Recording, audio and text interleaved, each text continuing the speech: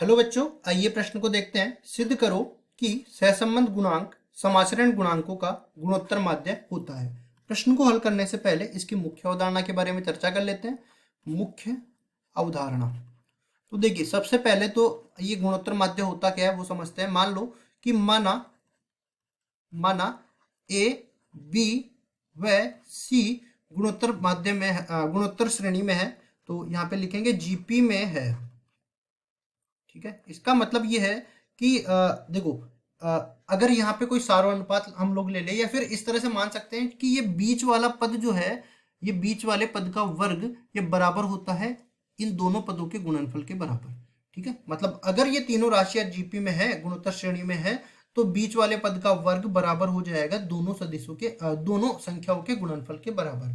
और अगर दोनों तरफ मैं वर्गमूल लूं तो इधर बी रह जाएगा और इधर ए सी का वर्गमूल हो जाएगा। इस तरह से हम लोग गुणोत्तर, और यहाँ पे इस तरह से भी बोल सकते हैं कि यहाँ ए व सी का गुणोत्तर माध्य होगा। जीएम जिसको बोल सकते हैं गुणोत्तर माध्य होगा। अब देखिए, दूसरा हम लोग ये पढ़ लेते हैं, ये तो हमने पढ़ लिया।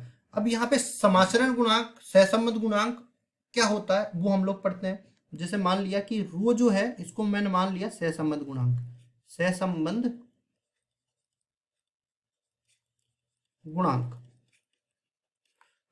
और बी एक्स वाई इसको हम लोग मान लेते हैं बी एक्स वाई, ये बराबर हो जाएगा एक्स का वाई पर समाचरण गुणांक, समाचरण गुणांक। फिर आएगा अपने पास बी वाई एक्स, ये आ जाएगा वाई का एक्स पर समाचरण गुणांक, समाचरण गुणांक।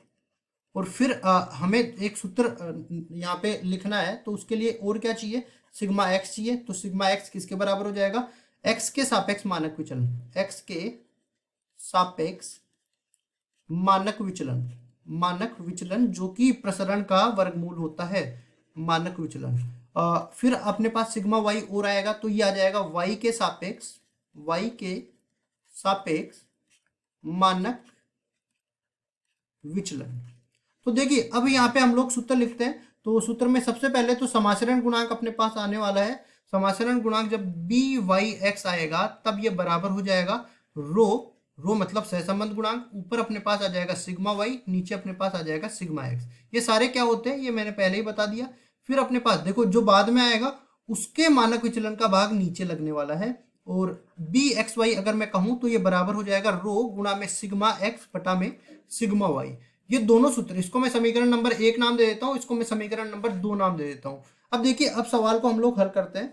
तो यहां से अगर मैं बी वाई एक्स और बी एक्स वाई दोनों को मैं गुणा करूं तो ये बराबर हो जाएगा रो गुणा में सिग्मा वाई बटा में सिग्मा एक्स, और यहाँ पे हो जाएगा रो गुणा में सिग्मा एक्स बटा में सिग्मा वाई। तो ये देखो, सिग्मा एक्स सिग्मा वाई आपस में कट जाएंगे, तो ये क्या बचने वाला है, देखो ये इससे कट जाएगा, ये इससे कट जाएगा। तो बी वाई एक्स गुणा में बी एक्स वाई, ये दोनों आपस में गुणा होकर रो स्क्वायर बन जाएगा।